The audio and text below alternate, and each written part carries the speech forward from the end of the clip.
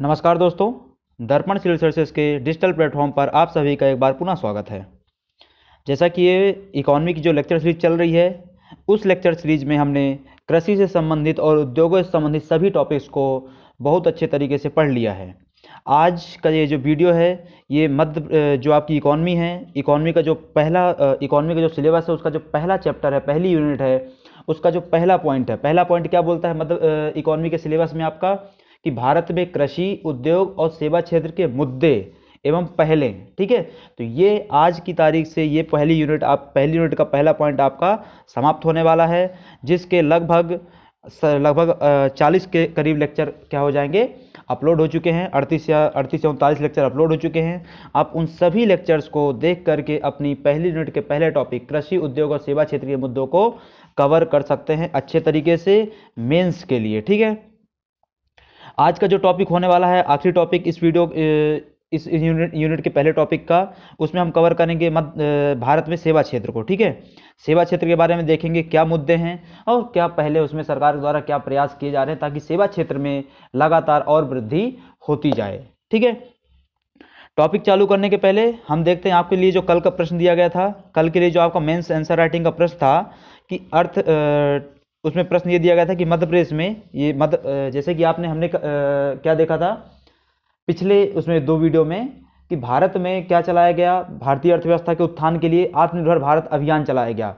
मई 2020 में corona time में प्रधानमंत्री जी द्वारा ये कार्यक्रम लॉन्च किया गया। उस कार्यक्रम का उद्देश्य क्या था, भारत को विनिर्माण क्षेत्र में या यूं कहें कि सभी क्षेत्रों में होलिस्टिक रूप से क्या करना, आत्मनिर्भर बनाना, सक्षम बनाना। ठीक है, ताकि उसको दूसरों पर अपनी आवश्यकताओं के लिए निर्भर न होना पड़े। तो उन्हीं के कदमों को फॉलो करते हुए, भारत सरकार की नीतियों को फॉलो करते हुए मध्य प्रदेश की सरकार के द्वारा क्या लॉन्च किया गया, आत्मनिर्भर मध्य प्रदेश अभियान लॉन्च किया गया। तो आपके लिए जो प्रश्न था वो था कि आत्मनिर्भर मध्य प्रदेश अभियान पर एक लेख लिखिए। ये प्रश्न हमने आपको कितने नंबर में दिया था, 5 नंबर में। मतलब आपके पास 50 से 60 शब्द लिखने का क्या होता है, सिर्फ स्कोप होता है। ठीक है, तो यहाँ पे जो आपको वो दिया गया है, मॉडल आंसर दिया गया है, तो यहाँ पे एग्जैक्टली आज मॉडल आंसर ना दे करके मध्य प्रदेश का जो आत्मनिर्भर अभियान है उसका पूरा एक तरीके से सभी बिंदुओं को कवर कर दिया गया। ठीक है, मतलब ऐसा क्यों किया गया है, ताकि आपके पास कंटेंट पहुंच जाए। इस कंटेंट को आपको कैसे फ्रेम करना है, ये आपको अभी तक की आंसर राइटिंग में एक तरीके से समझ में आ गया होगा कि हमको उसमें से 50 से 60 शब्द कैसे निकालने हैं, किन शब्दों को हमको प्राथमिकता देनी है, किन शब्दों को प्राथमिकता नहीं देनी है। ये अभी तक के लगभग 40 दिन की जो आंसर राइटिंग हुई हमारी, उसमें हमने उसको समझ लिया होगा। ठीक है, तो यहाँ आपको कंटेंट पूरा प्रोवाइड कर दिया गया है, जिसको आप अपने तरीके से प्रयोग करेंगे। ये कंटेंट आपको उसमें निबंध लेखन में भी काम आ सकता है। ठीक है, अगर इससे संबंधित कुछ वहाँ पे निबंध आता है तो, इकोनॉमी आदि संबंधित निबंध आता है तो। ठीक है, तो देखते हैं मध्य प्रदेश का जो आत्मनिर्भर अभियान है उसके बारे में चर्चा करते हैं। तो जो आत्मनिर्भर मध्य प्रदेश अभियान है उसमें क्षेत्रक डिवाइड कर दिए गए हैं। जो क्षेत्रक है उसमें टोटल कितने क्षेत्रकों में डिवाइड कर दिया गया है, 4 क्षेत्रकों में, जिसमें पहला क्षेत्रक है आपका भौतिक अधोसंरचना। भौतिक अधोसंरचना मतलब जो बेसिक इंफ्रास्ट्रक्चर है उसकी आवश्यकता है, उसका विकास करना पड़ेगा आपको। तो उसके अंतर्गत क्या क्या आता है आपका, सड़क या पर्यटन, नगरीय विकास, आवास, जल, ऊर्जा, परिवहन, इन सभी चीज़ों को आपको क्या करना है, विकसित करना है। किसके तहत, भौतिक अधोसंरचना के तहत। दूसरा जो मुद्दा था आपका वो था क्षेत्रक, वो थे सुशासन। तो सुशासन के क्षेत्र में आपको क्या क्या सुधार करने हैं, तो लोक सेवाओं की प्रदायता में क्या करना, सुधार करना है। जिसके लिए हमारे यहाँ पे जैसे क्या चल रहा है, लोक सेवा गारंटी अधिनियम चल रहा है, तो उन चीज़ों में आपको सुधार करना है। ई गवर्नेंस को बढ़ावा देना है, इमर्जिंग टेक्नोलॉजी, पारदर्शिता, जवाबदेहिता, सार्वजनिक भागीदारी, इन सभी चीज़ों में आपको क्या करना है, सुधार करना है। ठीक है, इसके अलावा और क्या है, सरकारी खरीद की प्रक्रिया जो होती है, विनियमन होता है, सरलीकरण करना है, शिकायत निवारण प्रणाली की स्थापना करनी है। इस सभी चीज़ों में आप सुधार करेंगे तो हमारा जो सुशासन का क्षेत्रक है उसमें अल्टीमेटली सुधार होगा। अगला जो पॉइंट है आपका वो है स्वास्थ्य और शिक्षा संबंधित। तो स्वास्थ्य शिक्षा में आपको क्या करना है, तो उच्च शिक्षा और स्कूली शिक्षा को बढ़ावा देना है, तकनीकी शिक्षा और कौशल शिक्षा को बढ़ावा देना है। इसके अलावा स्वास्थ्य सुविधाओं में विस्तार करते करते चिकित्सकीय शिक्षा में भी क्या करना है, आपको सुधार करना है। ठीक है, और अगला जो क्षेत्रक है आपका वो क्या है, अर्थव्यवस्था और रोजगार से संबंधित, कृषि से संबंधित, जिसमें उद्योग, कौशल, प्राकृतिक संसाधन, व्यापार, वाणिज्य, इन सभी चीज़ों में भी आपको सुधार करना है। ठीक है, तो ये क्या किए गए, टारगेट बनाए गए, क्षेत्रक तय किए गए कि हमको इन इन क्षेत्रों में काम करना है, ठीक है। जैसे वहां पे किया गया था आत्मनिर्भर भारत अभियान जो है, उसमें भी क्या किए गए हैं, 4 फोकस पॉइंट रखे गए, 5 फोकस पॉइंट रखे गए, कुछ पिलर्स तय कर दिए गए, इन पिलर्स के तहत हमको काम करना है। तो इस तरीके से जैसे वहां लक्ष्य तय किए गए, वैसे यहाँ भी लक्ष्य तय किए गए हैं। फिर हमने वहां देखा था सरकार वहां प्रयास क्या कर रही है, ठीक है, वैसे ही प्रयास यहाँ मध्य प्रदेश सरकार भी कर रही है। मध्य प्रदेश सरकार के प्रयास यहाँ पे पूरी एक लिस्ट दे दी गई है आपके लिए, 40 काम किए जा रहे हैं इसके तहत। उन सभी प्रयासों को आप पढ़ सकते हैं, ठीक है। हम यहाँ पे सिर्फ कुछ ही प्रयासों को डिस्कस करेंगे, क्योंकि हमारे लिए बहुत ज़्यादा आवश्यक नहीं है अभी के लिए, पर आपके लिए निबंध आदि में काम आ सकता है, इसलिए आप इसको पढ़ लीजिएगा, ठीक है। ये आपको PDF फाइल उपलब्ध करवा दी जाएगी दर्पण सिविल सर्विसेज के ऐप में। वहाँ पे आप स्टडी मटेरियल वाले सेक्शन में जा करके आप उसमें यूट्यूब का जो कंटेंट नाम से एक अलग सेक्शन है, उसमें जा करके इस फाइल को वहाँ पे ले सकते हैं, ठीक है। बाकी यहाँ पे देख लेते हैं कौन कौन से प्रयास किए गए। तो जैसे हमारा चंबल प्रोग्रेस वे और नर्मदा प्रोग्रेस वे बनाया जा रहा है सरकार के द्वारा, ताकि परिवहन सुविधाओं में विस्तार हो सके, व्यापार आदि को बढ़ावा मिल सके, ठीक है। एक हाई पावर कमेटी का गठन कर दिया गया है ताकि औद्योगिक विवादों के समाधान किया जा सके। इसके अलावा मल्टी मॉडल लॉजिस्टिक हब बनाए जा रहे हैं, रिंग रोडों का विकास किया जा रहा है, परिवहन सुविधाओं में विकास किया जा रहा है, ग्रामीण क्षेत्रों में सड़क कनेक्टिविटी बढ़ाई जा रही है आपकी, ठीक है। ग्रामीण क्षेत्रों में आपके सड़क कनेक्टिविटी को बढ़ाया जा रहा है। इसके अलावा और क्या हो रहा है आपका, तो ग्रामीण और ट्राइबल एरियाज में पर्यटन को बढ़ावा दिया जा रहा है, ठीक है। क्या बोलते हैं इसको, नागरिक सुविधाओं में विकास किया जा रहा है ई गवर्नेंस के माध्यम से, ठीक है। हर घर में क्या किया जा रहा है, जल की सुविधाएं दी जा रही हैं, हर घर हर नल वाली सुविधा, ठीक है। तो इस तरीके से सरकार क्या कर रही है, प्रयास कर रही है इन सभी क्षेत्रों में। किन सभी क्षेत्रों में, यहाँ पे जो हमने चीज़ें डिस्कस की थी।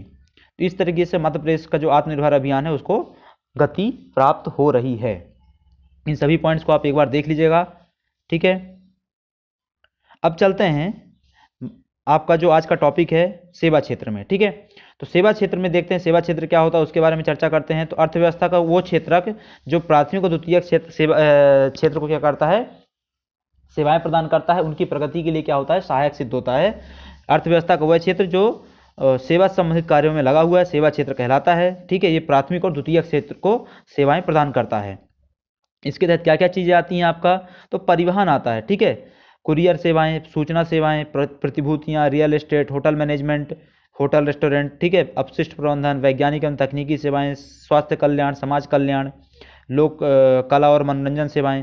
तो ऐसी 50 यहाँ पे सेवाएं आ जाती हैं। हमको यहाँ सब बहुत ज़्यादा लिखने की आवश्यकता नहीं है, ये सिर्फ उदाहरण के लिए लिखा गया है। जैसे यहाँ पे परिवहन हो गया, अगर आप सड़क बना रहे हैं आप, तो द्वितीय क्षेत्र का है, पर सड़क में कुछ क्या कर रहे हैं, परिवहित कर रहे हैं आप, तो क्या हो जाएगा, तृतीय क्षेत्र का हो जाएगा। तो ऐसी सभी चीज़ों को यहाँ पे शामिल किया गया है।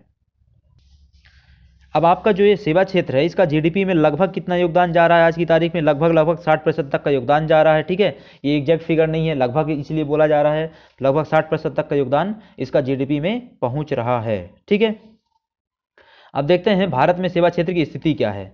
तो भारत में अगर सेवा क्षेत्र की स्थिति के बारे में देखें, तो यहाँ पे परिवहन, वित्त सेवाएं, शैक्षिक सेवाएं, पर्यटन सेवाएं, ये सभी चीज़ें, वैश्विक स्तर की चीज़ें, यहाँ पे अंतर्राष्ट्रीय व्यापार आदि के माध्यम से क्या मिल रहा है, इनको बढ़ावा मिल रहा है, ठीक है। ये इसका जो सेवाओं का अर्थव्यवस्था में कुल आकार कितना है, 56%, जिसको हमने यहाँ लगभग 60% लिखा, और एग्जैक्टली कितना है आपका, 56% है। जिसका निर्यात में योगदान कितना है, 38% का है, ठीक है। और जो आपका जो FDI प्राप्त होता है, उस FDI प्राप्ति में इसका कुल योगदान कितना है, 2/3 का, मतलब आपका लगभग 66% के आसपास, 60% के आसपास कहाँ से मिलता है आपको, आपके सेवा क्षेत्र में आता है FDI, ठीक है। तो ये क्या है, भारत में सेवा क्षेत्र की स्थिति है, जिसमें हमने क्या देखा, 56% GDP में योगदान दे रही है, 38% का योगदान लगभग निवेश में आ रहा है, उसमें आ रहा है, निर्यात में आ रहा है, और 2/3 लगभग 66% का योगदान FDI में आ रहा है, ठीक है। अगर अप्रैल 2000 से जून 2020 तक का डेटा हम देखें, तो 83 बिलियन अमेरिकी डॉलर की प्राप्ति के साथ भारत में सेवा क्षेत्र FDI का सबसे बड़ा प्राप्तकर्ता रहा है, ठीक है। 2000 से लेकर के 2020 तक का डेटा देखें, तो भारत के सेवा क्षेत्र को कितना FDI प्राप्त हुआ, 83 बिलियन अमेरिकी डॉलर का निवेश प्राप्त हुआ है FDI के रूप में, जो बाकी दोनों क्षेत्रकों से बहुत ज़्यादा है, ठीक है, उनके कंपेयर में। तो ये क्या था, हमारे देश में सेवा क्षेत्र की स्थिति थी। अब देखते हैं सेवा क्षेत्र का महत्व क्या है। तो सेवा क्षेत्र का महत्व, जो पहला आपको महत्व देखने को मिलेगा, ये पर्यटन को बढ़ावा देता है। पर्यटन से क्या होगा, आपका राजस्व बढ़ेगा, लोगों को रोजगार प्राप्त होगा, और साथ ही साथ हमारे यहाँ पे विश्व विरासत आदि चीज़ों का क्या हो सकेगा, संरक्षण हो सकेगा, ठीक है। इसके अलावा क्या है, आईटी बीपीएम उद्योग को बढ़ावा मिल रहा है। आईटी बीपीएम उद्योग क्या होता है आपका, तो बिजनेस प्रोसेस मैनेजमेंट उद्योग जो होते हैं आपके, उनको बोला जाता है। इनसे चीज़ों को क्या हो रहा है, हमारा जो पूरा सॉफ्टवेयर इंडस्ट्री है, टेक इंडस्ट्री है, जिसमें हमारा टीसीएस वगैरह क्या है, टीसीएस एचपी आदि जो कंपनियां हैं, इस चीज़ों में क्या है, एक तरीके से महारत हासिल की हुई हैं। उन सब चीज़ों को क्या मिलता है यहाँ पर, बढ़ावा मिलता है। इसके अलावा क्या है, दूरसंचार सेवाएं आपकी, तो दूरसंचार सेवाओं में क्या है, पूरा डेटा आदि संबंधित चीज़ें आ जाती हैं, जिसमें क्या है हो रहा है आज की तारीख में, खास करके जियो के आने बाद से हमारे यहाँ पे दूरसंचार सेवाओं को बहुत ज़्यादा बढ़ोतरी मिली है।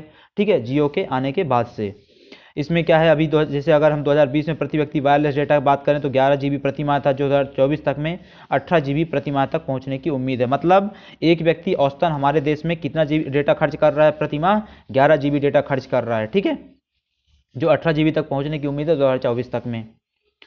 फार्मास्यूटिकल क्षेत्र में अगर आप जाएंगे तो क्या है, 14वें स्थान पर हैं हम। ठीक है, किसके मामले में, आपका टोटल मूल्य के हिसाब से, पर दुनिया में क्या है, हम तीसरे मामले पे हैं। किस मामले में, उत्पादन के मामले में।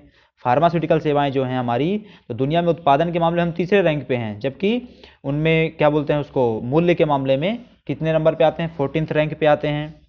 परिवहन सेवाओं में अगर हम देखें तो परिवहन सेवाओं में जो भी है आपका 2019 से 25 के लिए एक नेशनल इंफ्रास्ट्रक्चर पाइपलाइन के तहत फंड वो किया गया है 111 लाख करोड़ रुपए का सरकार के द्वारा। ठीक है, देश में परिवहन सेवाओं को बढ़ावा देने के लिए 2019 से 2025 तक के लिए 111 लाख करोड़ रुपए का परिवहन निवेश किया गया सरकार द्वारा किया जा रहा है। इसमें क्या है, 19 से 25 तक के क्षेत्र के टाइम पीरियड में सड़क क्षेत्र में 18% पूंजीगत व्यय होने की उम्मीद है।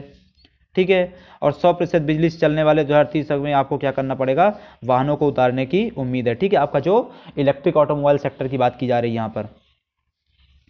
अगला जो क्षेत्र आता है आपका महत्व, वो है अनुसंधान और विकास सेवाओं में। अनुसंधान और विकास सेवाओं में क्या है, जैसे अभी हम भारत की रैंक क्या है, वैश्विक नवाचार सूचकांक में 48वीं रैंक है। ठीक है, 50 देशों में 48वीं रैंक है, लेकिन इसमें सुधार हो रहा है निरंतर।